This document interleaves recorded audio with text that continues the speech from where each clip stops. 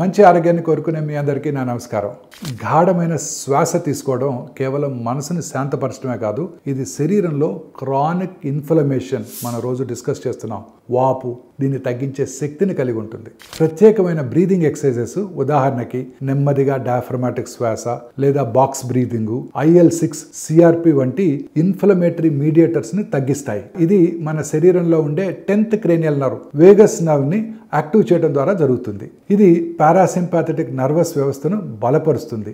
ఈ మార్పు brain, adrenal gland axis ని శాంతపరుస్తుంది, కార్టిసాల్ స్థాయిల్ని తగ్గిస్తుంది మరియు దీర్ఘకాలిక క్రానిక్ ఇన్ఫ్లమేషన్ని నియంత్రిస్తుంది. అనేక రకాల బ్రీదింగ్ టెక్నిక్స్ రోగ నిరోధక శక్తిని మెరుగుపరచడంతో పాటు ఆక్సిజన్ సరఫరాను కూడా మెరుగుపరుస్తాయి.